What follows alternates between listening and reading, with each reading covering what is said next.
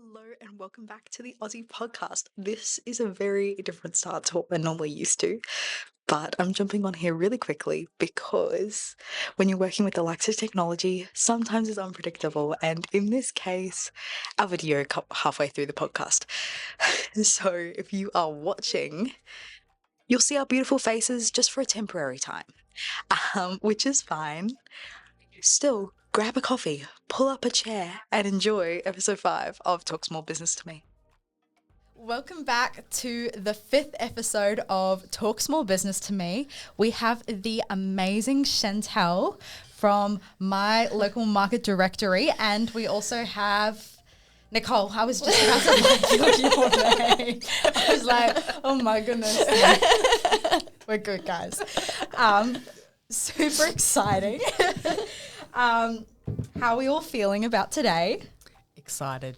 Really, really excited. Yeah. We were just saying, I'll probably like include the blooper because it was funny, but like we've got 2 podcast versions on today. But that makes it even better. It does. Be prepared for lots of bloopers right now. I love it. All right, can we just jump right in? Have a bit of fun. What I want to know is, what was your journey in establishing the directory as it is today? And what are the major hurdles and roadblocks you would have experienced on that journey? Okay, how far back do you actually want to go? As much. As much. Okay. It's up to you. All right. So basically, my parents were in markets, stallholders, helped start markets. I sort of went into that line as well, doing events and things. I started the Mulgowie Farmers Market. I think they had their 24th or 25th anniversary the other day, which like freaked me out. I'm like, wow, it's been going that long. Well done, guys. And then I started the Walloon Markets, which turned into my local market. I took over Plainland Country Market, that sort of thing. When we had the floods going through Ipswich and everything, a lot of our stallholders were hit. A lot of people didn't know what markets were on, that sort of thing. So basically, I created a little list for my stallholders going, guys, these ones are the ones that I know that are on. The stallholders absolutely loved it. I reached out to the other markets going, hey, guys, you know, if any of your guys can't get to their normal ones, these are the ones that are going on. We'll take anyone, you know, we want to make sure that they're making money where they can. It sort of went on from there. I then was approached by a lovely friend of mine, Dallas, and he actually wanted me to do it as a little bit of a promo on his social media. And it sort of took off from there. And my daughter's now 12. Doing markets every weekend is not really the cool thing to do these days. So the directory sort of enabled me to help more people during the week, that sort of thing, while being able to spend a bit more time with my family, still going in and enjoying the markets. So I basically forwarded it on Plainland Country Markets and said, hey guys, let's get someone else in. Walloon Markets at the moment, I was like, yep, we're, you know, at an area where we need a few more people coming, that sort of thing. So I went, okay, I'm going to put a hold on that for a little bit. And the directory started basically 2 years ago, and we've got 14,000 people, which is great. I've done 2 posts, which were public, you know, paid for through Facebook. Everyone across Australia started contacting me and going, hey, we want this in our state as well. And I'm like, okay, cool. Because basically we were just doing Southeast Queensland, and Tasmania jumped on board like you would not believe. And I was like, okay, cool, we need to speed this up. So, you know, that learning hurdle of being very small to, hang on, we are now Australia-wide. This is great. Let's get everybody on board. So something that was going to be spaced out over about a year of us growing happened in 3 weeks, basically. Got the website up and going, okay, let's do this. So we've got a lot of followers in other states. We're just sort of trying to get our footing a bit better. And also with that kind of growth, you need to, you know, backlog and make sure, yes, everything is running right. This is good. We've got these ones on board, that sort of thing. So they're sort of our main, you know, troubles, journey, I guess, sort of thing. But I absolutely love it. Like, the amount of people that I get to talk to every day, it's great. Yeah, for sure. I feel like it's such a community atmosphere as well that you kind of develop. How is it? Because obviously there's been directories before, and then a lot of them have not kept going. Yep. Obviously, it's something that's people just don't have the backbone to keep it going. Yes. How do you navigate that? Because obviously people go, well, we've tried this directory thing before, and then they're just like, Yep. I guess a lot of the pushback that I get is there's a lot of free ones out there, which is great. You've got free ones which are, ATDW, which we support, and part of our education is actually helping people to get on there. But I guess the big thing is, and my drive behind this is, when I was coming through doing this, I didn't have anyone to guide me to say, hey, don't spend $15,000 on this type of advertising. It's not going to work. Yeah. Basically, you need to do this, this, and this. Have you thought of these different ideas? So a lot of the stuff that I did, I fumbled and stumbled and things like that. My directory is basically to help everyone. So it's sort of 3-tiered, which is a little bit different to a lot of the other directories. So we enable the public to come in as a customer and have a look to see what's on. We also have the ability for stall holders to be listed with us. We then also enable the stall holders to see the organisers to see them, and also for the organisers to advertise through us as well, more than what they do with their normal listing. Now, also, I'm not government funded. So a number of different ones are government funded.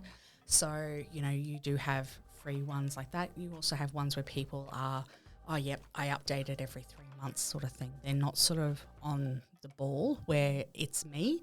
When you ring up, you talk to me. I'm the one who approves your listing. I'm the one who advertises you, gets your Facebook event out there, sets up your Facebook event if you need it. So that's sort of the difference with us. But the big thing for me too is that I want all the little markets listed as well. I want the little CWA, 6 stalls every Wednesday, as well as your bigger markets as well. So we're a directory for everyone. So we're not pricing people out and saying, hey, it's going to cost you, $300 a year to be listed with us. It is that affordability. So that sort of makes it a little bit easier. But yeah, there have been a number of ones that have come and gone, booklets, just Facebook posts and groups. yeah, for sure.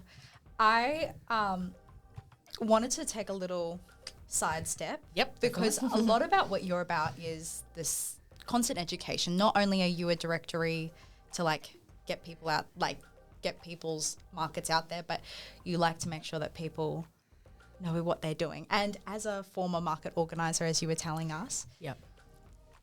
why is that so important? It's so important because things change so frequently. Social media is changing on a monthly basis. There's a new update that's happened. A lot of people, how can I put it? There is a wide variety of people who go to markets. So there's the ones that are doing it and trialing and testing for a product. So they're actually wanting to, have it as a tester, go, yes, this is going to work. I'm going to create a brand, the product, I want 50 locations around Australia making my special type of baguette or whatever it is. Then you've also got the ones who are, trying to make a little bit of extra money, whether it's a hobby or something that they do really well. It could be knife sharpening, key cutting, something like that. Then you've also got the ones that are going, hey, I just want a way to recoup some of the costs that I do for my art, that sort of thing. So you've got a wide range of people there, and there's all different types of education. So a lot of the stall holders that I've had over the years, they've never done a business course. A number of them never finished year 12. So they don't have the education on the social media side, and that's where these guys are failing. Their plans in place, their brand's on point, but it's the social media. Or then you've got the people that believe just wholly and solely on the social media, and they're not sure on how to do everything else. So by being able to give everyone, you know, hey guys, have you checked this off your list? Here's something else that you guys can do. It's going to take you 10 minutes to set up, but let's you know, go for it and see how you go. So it's a big thing, and I'm trying to sort of chunk it down so it's not like a massive course or anything like that. I am doing it, you know, whether it's a podcast, whether it is a blog, a social media post, something like that. I'm trying to make it easier for everyone to do, and it is so important because I had to struggle to find all these things. Yeah, that's the thing. It's just not easily available. And I think in any small business or big business, you need to be able to pivot. Exactly. And like COVID was a huge thing for store holders. Like a lot of people never went online. Yep. They just went to those local markets and then they couldn't do that. Yeah. And if you weren't able to pivot to go online, Can I give you guys a little sidestep on that one? Yeah. So we started the Walloon markets, I think it was maybe 6 months before COVID hit. So we were growing at such a rate because I'd sort of figured out, okay, how I can do this. But the first Facebook Live I ever did was actually on how to use a portaloo at the market. yes.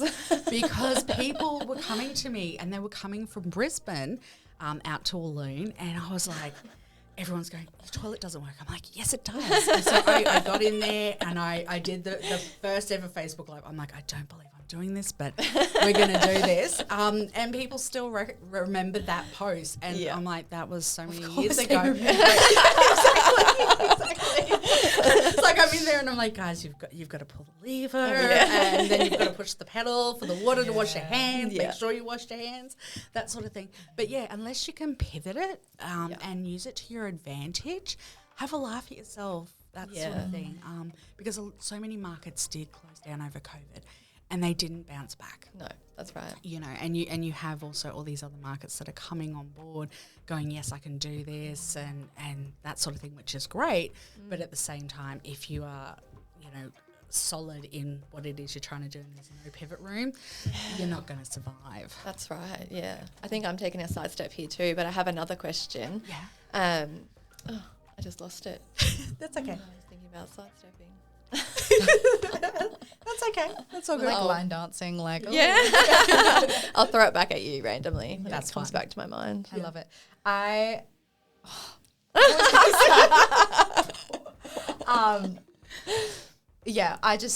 was just gonna say it would be funny when people are joining the live and then all of a sudden you're like, pull the lever. So obviously you're talking about just doing random lives and like educating people on there. What are probably three of the biggest mistakes you see stall holders make? Okay. Three. Can you narrow it down? Yeah. Okay. Basically, and this is for market organisers as well. Okay, this first one. This is the biggest thing. And you've got to understand that I look for markets on a daily basis on social media, on the internet, everything. And if I can't find you, there's something wrong. Yeah. Okay. And, you know, sidestep. So I had one lady who rang me up and said, why aren't you advertising me? And I'm going, who are you? And she goes, oh, we have a CWA market every two months. And I was like, okay, cool. Where do you advertise? On Facebook. All right. So where on Facebook? Do you have a Facebook page? Do you have a phone number? What do you do? So they'd taken a photo of a Word document, picture saying, hey, that we've got our thing on. They shared it into a private group that had 15 people in it. And I was like, guys, no. So the first thing is have a page. Groups are great. Have it for your stall holders, but have a page. And on that page, please have a contact number. Please have a email address so people can contact you, whether it's a stall holder, whatever. And the same for you if you are doing a stall. Make sure that your phone number is on there. You know, it doesn't cost much as $2 for a SD card. SIM card, to have a business number. It doesn't cost much. You don't have to put your private number on there. Make sure you have your email address, because if I can't find you, no one's going to be able to find you. Yeah. Whether you're in Brisbane or whether you're out the back of Whoop Whoop, They're the main things, is having your contact details there, front and center, and also having on there where you are. So in your little about me, you've only got, I think it's 85 characters, I think. Put in there that you're on the first Sunday of the month, or that you attend this market every month. Yep. Those things are important because people's, what do you call it? Basically, people want to know that you are legit. If you don't have a phone number, you don't have an email, people are going to go, nah, I'm not going to buy from you. Yeah. You know, it could be a $2 crock gibbet thing, or it could be a $900 outdoor setting. People want to know that, you know, you're legit. Got to preach credibility. Exactly. And it can just be a Gmail email. It doesn't have to, you don't have to have a website, but actually, you know, the name of your business at gmail.com, that's perfectly fine. Yeah. But definitely have those contacts. Sorry, the second one. Sorry, that was a bit of a long one. No, I loved it. Keep going. Basically, the second one that I would also say is for, with your stall holders, you need to be prepared. And when I say prepared, I mean what you've actually got in stock, what your stand and everything looks like, and yourself. You need to be prepared to talk to people. Yeah. And I know in our times now, people want to be on the computer and everything, but when you're at a market, people are seeing you. They're watching you. So sitting there on your phone like this, That's right, yeah. it really doesn't help you. It doesn't help the organizer of the event either. You know, I did some courses, just, you know, little day ones to sort of help some guys that had never done any form of market. And I'm like, guys, it's not hard. You see someone walking past, oh, I love your shoes. Where did you get them? You're engaging with that person, okay? And people want that actual engagement. So it may not be that they're interested in your product, but you can have a conversation with that person. And you never know who that person is. They may turn around and go to their friend, hey, you were after a certain type of hat, you know, that was embroidered, whatever. There was this amazing lady that I spoke to at the Broad Beach markets, and it was absolutely, you know, go check her out. That sort of connection is what people want, because sitting there on your phone, okay, do your first post, we're here, we're set up, you know, that sort of thing, but don't use it as your time to schedule your week's worth of social media, because you looking disinterested makes customers go, That's right. they don't need me. I think when you bring people into your store like that, people are intrigued, like, oh, there's a few people over there. What are they selling? Exactly. You know, you've got that ability, you know, having your store presented, having multiple levels, that sort of thing. But really, you are the face of your brand, whatever it is, whether it's handmade jewelry or what. You need to, you know, dress appropriately. If you're a farmer, hey, wear overalls, that's fine. But, you know, memorable stuff. Think of it as a little bit of a uniform of what it is that you wear, whether you have a logoed shirt, you know, they're not that expensive when you're looking at it. Hey, I'm going to be doing, you know, 100 markets this year. Let's get a couple of polo shirts. My name's on the back. That's fine. But, you know, basically they're buying into you and who you are and what you stand for. So organic, you know, you wear your linens and things like that. You're not going to be out there in, you know, spandex, that sort of thing, because that's what people are going for. And then probably third one. Let's go with knowing your business, because people have questions. People do their own research. So make sure that you know what you're talking about. So obviously, you know, your last podcast, all about honey, pollinators, all that sort of thing, absolutely amazing. You know your business, you know what you're doing. You know, don't be afraid to talk to people about your business. When you are passionate about something, it shows, doesn't it? It shows completely, and everyone's just like, wow, this is so exciting for them. And, you know, you get that engagement, and they're going to know that you are the person to come and talk to about honey, or the person to talk about, you know, Crayola, drawings, Yes. you know, whatever it Yeah. is that you do, but really understand your business. So a lot of people who do essential oils and things like that know your business, Yes. know what you're doing, how, you know, how that all works, because there's nothing worse than that person knowing more about your business Yes, than and you I do. feel like essential oil, someme's definitely coming to challenge you. Oh, So definitely. definitely no. They're coming in and they're going, mate, I don't think it's right. That's right. But, you know, it's like Coke and Pepsi though. Yes. You know, everyone Yeah. has their choice, and, Yes. and that's perfectly fine. But, you know, make sure that you've done your research.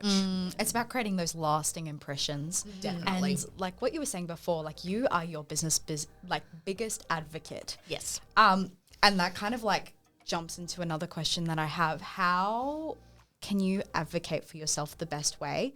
And how can you stand out in such a saturated industry, whether that looks like pricing, marketing, anything like that? How can you advocate for yourself the best? Okay, that's a really good question. So, from a stallholder point of view, okay, you want to be on time, you want to be prepared, have your, you know, information, everything done. So obviously your public liability insurance certificate for the person, you know, you don't want to forget those things. If there's any questions that you've got regarding where you are or anything like that, also, you know, be understanding as well to your organisers, because I feel that a lot of stall holders don't actually see what organisers go through. And, you know, the morning of, hey, they've gotten 3 phone calls, these people aren't coming, all right, I need to move you. So if you're not in that exact same spot, you know, chucking a bit of a hissy fit ain't going to help anybody. Yep.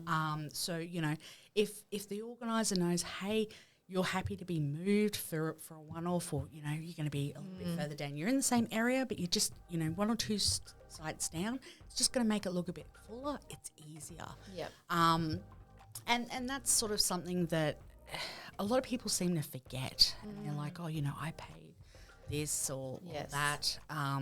I demand this. And it's just like, guys, we're trying to make the best market, the best event for everyone. Yep. You know, let's work together as a team for it.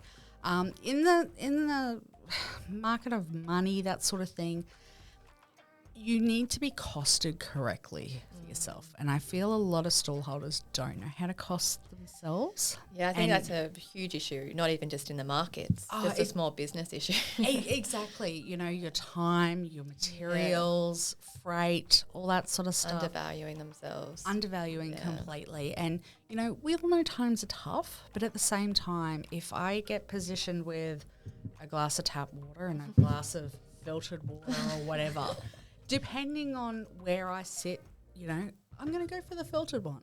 I know that that's a better bottle of water. Yep. So, you know, that sort of thing.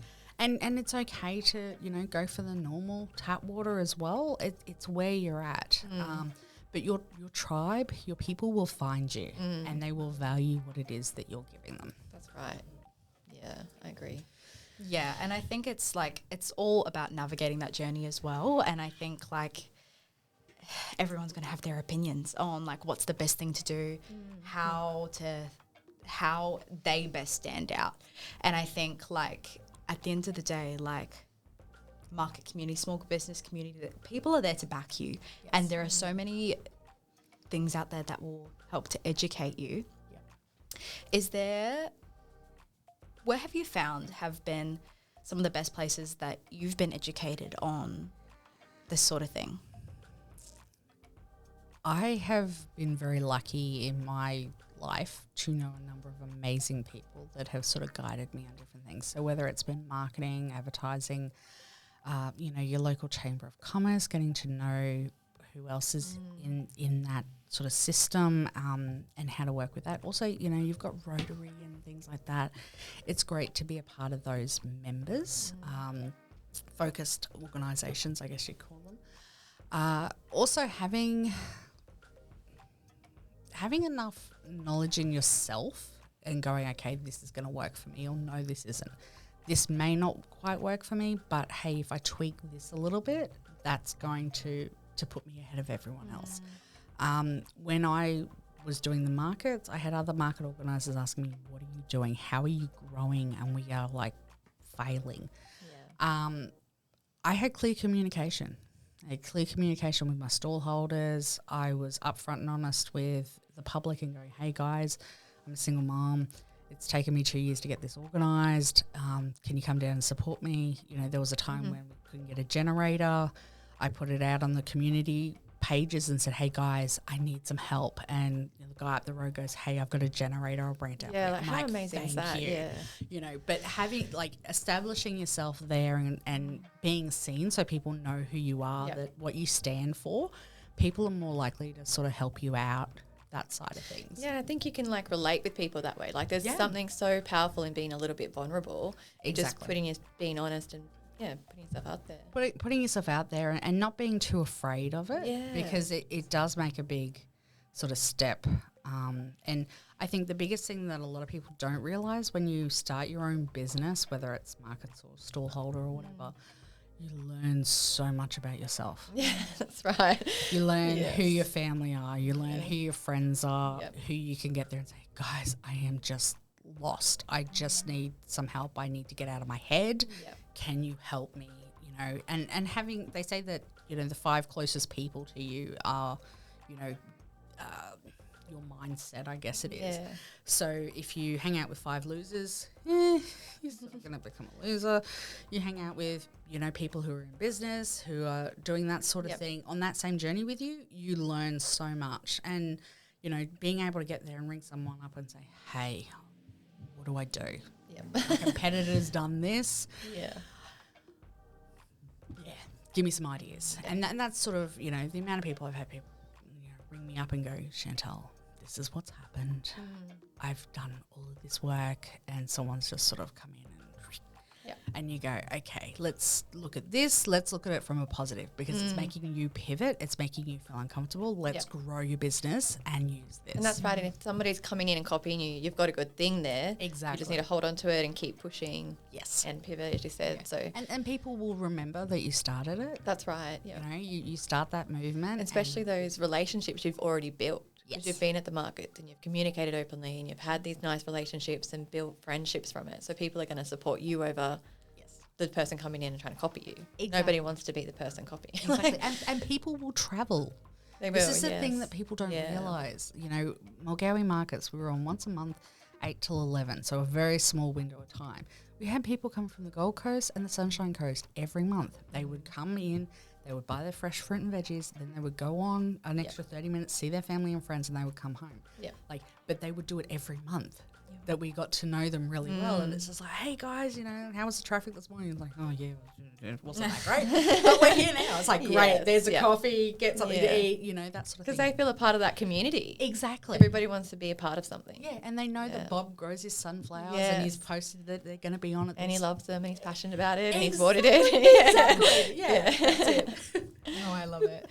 I think it's just such a beautiful thing, you know, like that you're able to establish something that's so rich. Like it's so rich in just like this real joy around that's what, like there's the hard times. Yes. But then there's this real sense of community and friendship and everything that kind of develops from that. You were mentioning before, I'm just going to do a little bit of a 180 Yep. about how be nice to the market organisers. I want to go into that because there's a lot that goes on behind the scenes. I feel like we're a bit more aware of it, but can you let us know how many hours on average, I mean, if you can, so subjective, would an organizer take to coordinate a market in the week leading up and everything around that sort of thing? Okay. Let's go with, let's say a monthly market. Yeah. Okay. So, you know, obviously if you're doing it every week, you have your basic regulars, that sort of thing. Monthly market year, you have a few more moving parts and that sort of thing. You have to advertise for them to get stall holders to begin with, which is, you know, pretty easy, but at the same time, It's a process. it's a process. There's so many Facebook groups out there. You may post it at 6 o'clock at night and it may not get approved until 2 o'clock the next morning. Yes. And it's like, guys, that was, I really needed a coffee van for this morning, not, last night sort of thing. Basically trying to understand how your advertising works and what lead times you have. So if you're doing like a radio commercial and things like that, you have to have that written, you have to have it voiced, then you have to have it actually, pre-approved on. So that could be 3 weeks out and going, all right, this is all got to happen, this is all got to be in there. You've got newspapers, things like that you may advertise on, and you can go backwards and forwards like 15 times with these guys sometimes. And there's a cost involved with that as There well, is a which people, I cost. think a lot of people forget about that. It's like, oh, these things all add up and cost money. People have absolutely no idea how much Yeah. it costs to, put all these things in.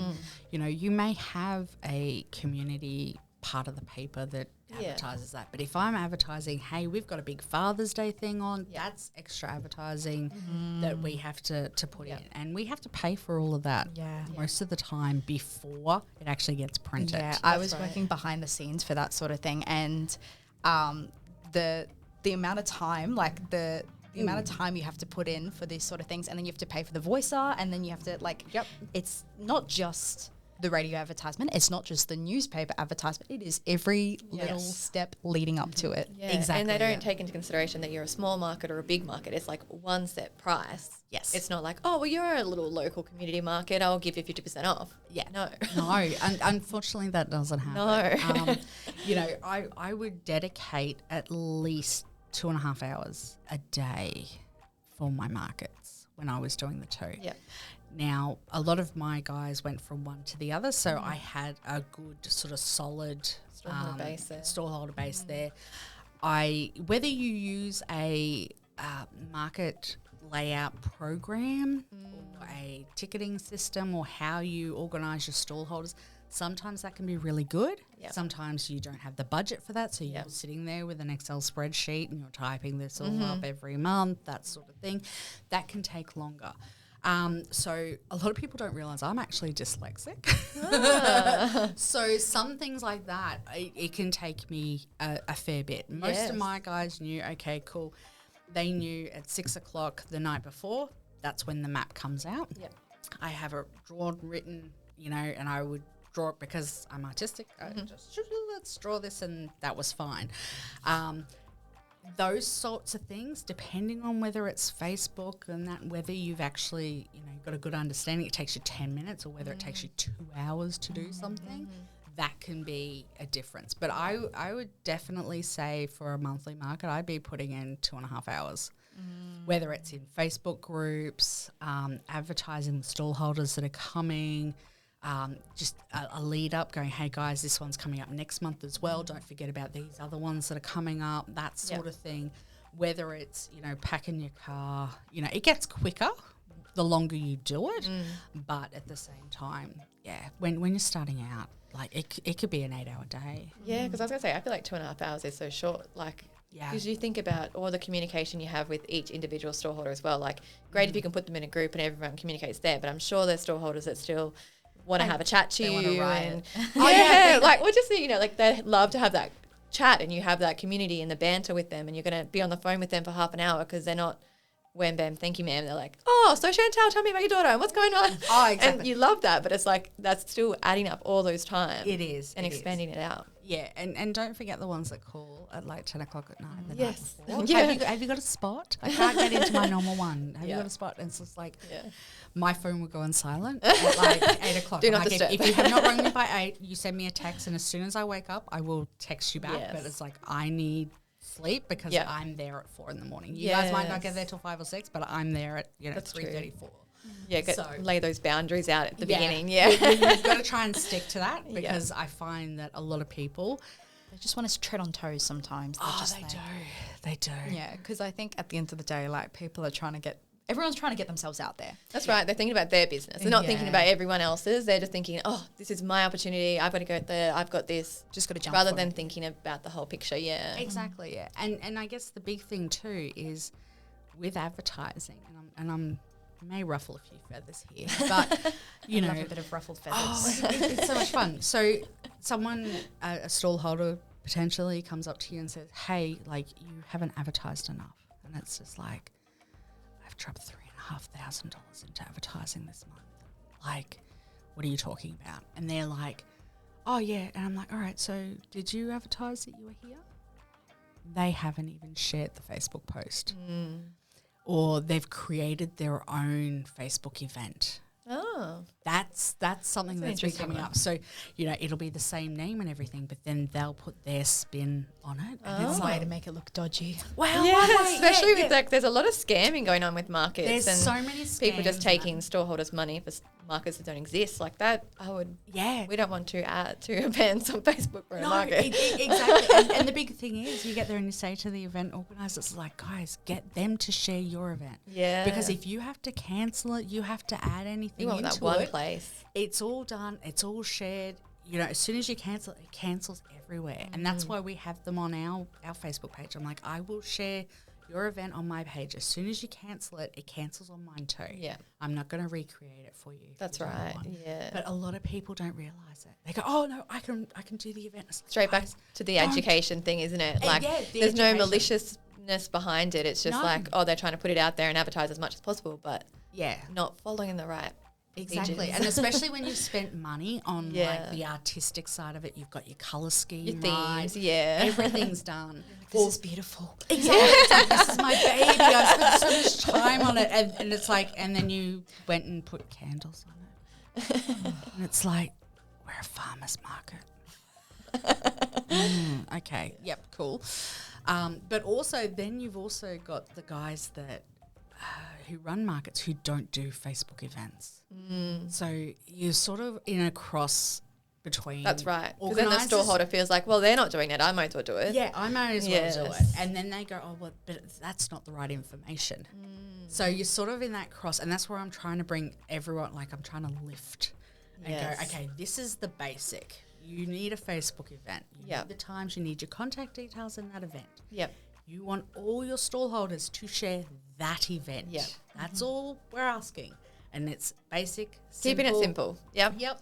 We don't have to worry about the scammers. Yep. Lindsay, market organizer, or Matt, the market man. Yeah. That's actually a banging name. I know. But this is the thing. I sit there Yeah, every night for that's like right. 20 minutes deleting comments Yeah. off the directory and off other markets' Yeah. pages. Not Matt Market Man. Oh, yeah, he's gone. They pop up all the He's time. gone. And they'll have like a Facebook page that just started like a week ago. Yeah. And then they'll get storeholders to pay them to join their fake market. Yeah. And then scammed. Yeah. It's Yeah, so frustrating. I get so mad about it because I'm like, Yeah. God, why are you just No, I stealing love all their seeing- money? I'm like, who is even behind it? Like, Yeah. who are you? Who do you think you are? I love seeing Nicole going through because we've got like a Facebook group where like we're the admins of, and then seeing Nicole being like brutal. She's like, no. Well, we have a bit of a rule. Like, if you haven't had a Facebook page for longer than 12 months, you're not really getting into the group because of these scammers. And it's not Exactly. anything against No. that profile. It's like people have come in, and when I first started, I allowed someone in, and someone got scammed from me accepting someone on.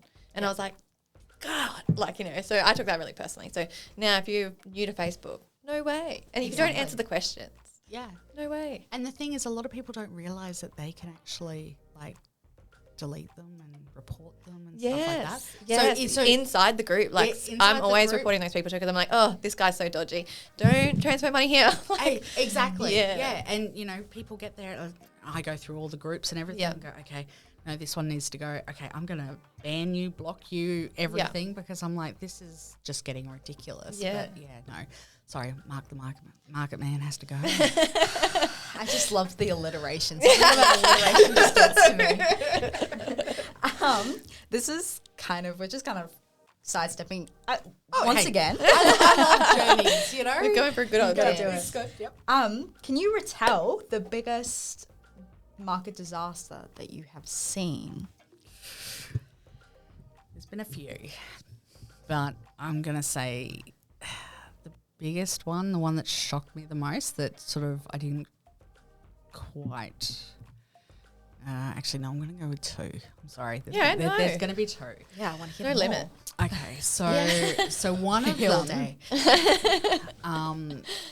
as a market organizer, you need to be organised. You need to have first aid kit. You need to have someone who's done first aid training, blue card in Queensland, obviously. So blue card, for those who don't understand, is actually a card that allows you to work with children. So obviously being an event, lost children, things like that. You normally have someone and go, hey, you've got the blue card. Like myself, I've got a blue card. Yep, you can stay in here with me. Not a problem. We'll radio your mum or call your mum, whatever. Medical alerts happen at markets. Things happen at markets. Someone might fall over, sprain their ankle. Someone could have a heart attack, that sort of thing. So being prepared for that is something that you need to do a drill occasionally for your staff. Not so much for the public, but for the staff. Yeah. So, you know, they're in high vis, someone's at the gate waiting for the ambulance, you know, we're going to go through this way because then they can turn left and the clearest route in and out, that sort of thing. Pack a couple of sheets. We had a gentleman who had an epileptic fit, that sort of thing, giving them a little bit of privacy because there's nothing worse than a lot of people walking past when you wake up and, you know, you may have accidentally released your bladder. Absolutely, yeah. You may wake up with drool, whatever it is, you know, you don't really want that sort of thing. So that's something, like, it's not a disaster, but it's something simple, isn't it? Like, and that you don't think about. Exactly. I never even thought about the blue card with the lost children. And I feel like lost children is going to happen in every other market. Like, yes, definitely. Kids are running, and I never even thought about. You do want your child standing there with somebody who is safe. Someone who is safe. It's your worst nightmare, isn't it? Exactly, yeah. So, you know, myself, I always have a lanyard which has got my blue card on it, and I proudly display it. But, you know, just, sheets, things like that to sort of help that person. That's something that I think, it needs to be done. But sort of disaster-wise, I was a stallholder out in the Lockyer at a lovely event in the rec grounds, which was really, really cool. We were positioned in like a U shape, and there was a stage at the open end of the U, and there was about 10 gazebos in the middle, which had all been weighted down and tied together, right? Which is great. Yep. You've done the right thing. They're weighted with the correct amount of weight, not just 2 kilo milk bottle of sand. Like, I'm talking actual proper weights. So I was sort of at the top end of the U, and I turned around, and you're in a little bit of a valley there. So, and I saw this whirlwind, and that's all I thought it was a whirlwind, but it actually ended up being a mini tornado. Wow. So it actually came down, it missed my stall, but hit 3 stalls next to me, cut through, lifted the 10 gazebos, okay? Now, with these 10 gazebos, so you're probably looking at, there would have been easily 400-500 kilos of weight on that, has lifted the whole thing. Because you got to think a parachute, basically. And they're all tied together. They're all tied together. Lifted it up. Now, there was a dog attached. Oh, no. So someone had actually tied their dog to the gazebo, and it has actually lifted this poor dog about 12 foot in the air. Oh, my God. Okay. Now, the owner was able to catch the dog coming down. Gosh. Luckily. The gazebos were all twisted and mangled. It then proceeded to go out the side and hit another 3 stall holders. And then we watched it go through the rec ground, and it just disappeared. Oh, my God. And we're all standing there going, Did that really just happen? how did that happen? Everyone else was perfectly fine. Yep. But it just hit those 3. But, you know, your weights on your gazebos, guys. If you see wind coming, drop your gazebo. Take the top off. Yeah. Yep. So you don't have that parachute, because let's be honest, most stall holders, it's usually one person. It is. Yep. You know, if you're, you know, let's You can't hold on to it. You can't hold on to it. The public try and help, but I know, and that's also just as dangerous, isn't it? It's just as dangerous. Yeah. Yeah. Gazebos are definitely our biggest thing we see for claims, and it's not always just like that. Like, you think that's an obvious one that blows up, but it's always in like the bump in and the bump out. You know, when you're rushing and you've got the gazebo and you're pushing, you know, like the gazebos are the biggest nightmare. But or they necessary. It is very necessary on hot days. But, you know, or they tie it to the bull bar or of the bumper car. of the car, and it picks it up and then smashes. There goes it your in. car. Yep. Yeah, And the insurance isn't going to cover your own car, so let's not do that. Exactly. Yeah. So that those two Yeah. sort of two to Yeah, for sure. for sure. Okay. Yeah. I feel like it's really helpful. Like, I think even what Nicole was saying, like, we see gazebos the most. And like, yes, they're important, but it's just like making sure that you are good. But I mean, something like that Yes, is that's so exactly right. unpredictable. But Yeah. like, Totally. Like we Yeah. didn't. Yeah. I'd sort of been scanning around because I'd been looking for my mum to actually come and visit me. So I'm looking that way, and I'm like, I didn't see it like a minute ago. Yeah. Where has this thing come from? That's and the thing. And it just So disappeared unpredictable, on the yeah. other side. It was like, wow. Yeah, and in like those cases, it's like not the organiser's fault, it's not a storeholder's fault, it's just a freak nature, wash through, there's an accident. And that's why you have insurance to protect you in those environments. But Yeah. such a responsibility with the gazebo. And it's something that stallholders don't realise, that the organiser has insurance. Yes. So a lot of them think that, you know, their public liability insurance is all the insurance that you have. But when you're running an event, Yes. we have to pay for insurance That's right. too. Yeah. So, and depending on which block of land it's on, whether it's with council, whether it's private property, different types of Yep. insurance levels on there. So yeah. and some people think that they get confused why they can't just jump on the back of the organizer. Exactly. Yeah, for sure. And I think like, and I do see it from a lot of storeholders' perspective as well, that it's like double dipping from an insurance perspective. You know, like the owner of the property has insurance that covers the owner, and then the organizer has insurance and that covers the organizer, and then the storeholder has insurance because that covers the storeholder. But they're like, well, everyone has insurance here. Like, this is ridiculous. I'm like, yeah, I can see that, but they're all covering that individual company or person. It's not covering everybody. Exactly. Yeah. But I'm like, oh, it is frustrating. It is, Yeah. unfortunately, but it is so important. And if Yes. you rock up without it, like, I know, because you think if I that would turn you gazebo away. came back down and hit somebody, oh, like definitely. touch wood, we're so lucky that there's not been very many injuries, like with the gazebos hitting a physical person. A lot of the time it's hitting property. But Yep. imagine if a gazebo hits a child. Jesus. Exactly. Yeah. And they're not light. No, As much especially as with you- the weights on them. Exactly, and especially when you do want to light one, because you know Yes. they are heavy as a single person doing it. Yeah. But yeah, they're definitely, you know, projectile. Yes. Yeah, The we don't weapon want to coming deal at with. you. Yeah. When you were like, they're not light, I was thinking like the child. No, They're not light either. Trust me. You carry that child long enough, it is a heavy child. Just like, oh yeah. One of probably my very last question, to just sum it up, keeping it light, we're getting away from disasters. Yes. What is your favorite thing about markets, about the community? Like, well, you can give me a couple of things. But like, Please, I was gonna say Not please. very I good at can't- just having I can't one. just- no, we can't do just one.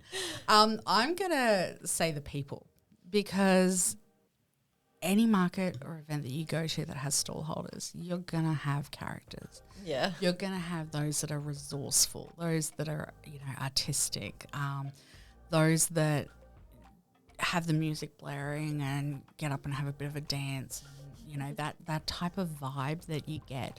I was lucky enough, I grew up with most of the market guys. I'm still very close to a lot of them. And it's something that you're a different breed. Yeah, I was going to say, Yeah. I don't think there's very many communities much like No. a market community, right? Yeah, exactly. Like Mix you know, people in there, and you, it's just- you have the carny people, you know, that sort of. Then you have market people, and they are just, you know, willing to help. They're donating, you know, some of their work or their produce or whatever to help the community with a raffle, Yeah. that sort of thing. They've got such big hearts, and it's always something different. There's always an idea, and hey, how can we improve the market? I came up with this idea, this might help, or, you know, that sort of thing. And it's just something that I absolutely love, and it's always changing too. Yeah. Yeah, that is probably my main thing. And also the fact that you can do a market anywhere. You know, I'm a little bit of a gypsy, and I like to travel and rocking up and going, hey, let's start a market. Yeah. Let's see what we can do. what do you do? How do you, you make belts? Cool. Come on. Like that sort of thing. I was just like, like the challenge. Like, market anywhere. And I was like, the community swimming pool. Yes, exactly. We can do it. There's been markets on cricket grounds. There's been all sorts of things. Like I love the Taiwanese night markets. Oh, I love them. So they and Kenya. Kenyan markets are great. I went to Kenya about 10 years ago, and it was really quite good. It's just like Kenyan markets here. No. Sorry, in actual Kenya. So how they sort of work, and like their ingenuity for like, especially in Kenya being such a poor country, the same with India, they find workarounds to do things, and you go, why didn't I think of that? Like the fact Thai markets as well, they're just crazy, and you got to barter, and you're like, the bartering gets to me a little bit. I'm like, oh no, I don't know about this, and the worst thing is I get there and go, this took them so much time, and the price like this, and I'm like, I'm gonna offer you this, and they're like, what? And it's just like, well, it's all yours. It's all yours, and they're like, no, that's not how we do this. And I'm like, oh no, I want you to do well. I want you to succeed. But yeah, no, like Kenya, they got shipping containers, and they would actually make 4 stalls out of one shipping container. So they cut doors to open up, and each one would have their own little spot there and everything. Clever. And different things like that you'd never sort of think about. And it's like, okay, they're in a paddock and they're doing this. But when I went the first time, it was like they had 10 of these, so there was like 40 stalls. Yep. And then when I went back about 4 months later, it was like there was like close to 100 of these. That was like, this is working. This is working. Yeah. People can just lock it up at the end of the day and walk away. So it's sort of like Carrara in that market. You can sort of, but it just worked really well. And I'm like, that's actually smart. And they'd put wire in it so like the breeze could come through so you weren't sweating in summer. But yeah, no, things like that. Sorry. Totally off track again. No, I love it. No, I loved it. I think it's like something beautiful because obviously we're local in Australia. Like, exactly. But I think it's so beautiful to reflect on the universal nature of the market community and not only just the Australian, because obviously the Australian one is beautiful. We're a bit biased, but just the universal nature of markets and how there is a community no matter where you go in the world, and like everyone's a bit innovative and entrepreneurial. Exactly. Yeah, and you need that. Like, I've done a lot of jobs in my life. Sitting behind a desk is not one for me. I need to be out with the people. I need to be figuring out, give me something that I can work out for you, or give you some ideas on, or something like that. Everyone has their own little thing, and I think the market and event industry in Australia is just amazing because you can take it to so many different levels, and it's a stepping stone to other things that you can do, which is absolutely amazing. Yeah, I love it. That is it for all my questions. Oh, really? Yeah. Oh, that was quick. I know. It was like an absolute blast. Thank you so much for your time. No problem at all. Is there anything else, any lasting things that you would like to say to the pod? Thank you very much for insuring so many people. You guys do so well. Basically, go out there and support local wherever you are. Like, that's sort of our tagline, My local market directory, supporting you wherever you are. Being able to sort of help advertise, spread the word, grassroots, let's get it out there. I'm doing the best I can, but, it can't all just be me. So the more people that get out there and share, tag your friends, tag, anyone that you know who's starting to do something, that sort of thing. Is there an opportunity that you can turn something into markets? I've got a young girl who is training to be a hairdresser, and she's like, I plan on going to markets and setting up a little gazebo and cutting men's hair because she said, let's be honest, my dad never has time to go to a hairdresser. That's right. So she's like, I'm just going to do that. And I'm like, perfect. Genius idea, isn't it? Because all the husbands are dragged along to these markets. Half Oh, of them don't exactly. want to be there. Oh, Get yeah. your haircut. Get your haircut, Off you get go. a massage, Yeah. mate, you know, get the They're dog sitting down treats, somewhere else do the anywhere in the produce. market. So. Exactly. It's you like know? you sneak it on him. Yeah. It's like I booked you in for 10 o'clock. Off you go. Yeah. You know? But they're the things that but definitely spread the word. Like if you guys know a market that's not listed with us, like, hey, tag us. Tell them about us. That's that sort of thing, because we want to make sure that everyone's listed, and if we don't know about you, we can't list you. And on that, where can we find you? Oh, you can find me everywhere. So my local market directory.com.au. We're also on Facebook. I have just opened a TikTok account. Sorry. Oh, TikTok. So I was like, Twitter's done. no, not Twitter. But actually, I must say, and this is a quick tip for everyone. So if you are going to start a market or a business, doesn't matter whether it's dead or not, make an account. Yes. Because you never know when that's going to be bought out by someone else or something, and it's going to be merged and that sort of thing. You've still got your account. Yeah. I might add on to that tip. Yeah. If you haven't selected your business name yet, check to see if it's available Yes. on social media first. Definitely, Yes. Make sure that you've got it on That there you can and get that you've tag, got yes. everything. Yeah. And as soon as anything opens up, like grab it straight away. Straight away. But yeah, no, we're on TikTok. We've started Pinterest as well. Oh, I love Pinterest. So yeah, be prepared for some cool stuff happening on that. What else am I on? Oh, Instagram. Oh, we're growing Instagram. So a lot of my followers were actually all basically Facebook. And so Instagram was not my big focus. So now I'm sort of going across to that and going, okay, now we need to grow that. Yeah, cool. So if you're on Instagram, come across and like Yes. us, please. Invite all your friends. Invite all your friends. It's great. It costs nothing to support local business, and you're not just supporting my local business, you're supporting everybody. Yes. So that's sort of a good thing. So yeah, just go in and go, Follow. follow all, invite all your friends. That would be great. Like, subscribe. Yes, exactly. You can find me everywhere. I love it. So cool. I'm just going to do a quick little outro. This is okay. All right. No, this is always the most awkward part. Oh, is it? Okay. Sorry, I'll be quiet. Thank you so much for having me, by the way. Sorry so much. I loved it. Anyway, thank you for joining the 5th episode of Talk Small Business to Me. I was just going to be like, you can find us on Spotify and YouTube, obviously, since you're listening.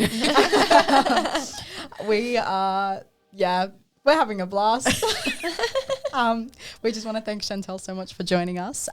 Make sure to follow. And if you are a market organizer, a market stall, definitely something you need to check out. And also, like Nicole, legend, joining us on the podcast. But yes, tune in for next week. Well, not next week, our next episode. So excited. Anyway, see you again soon. See you. Bye. Bye.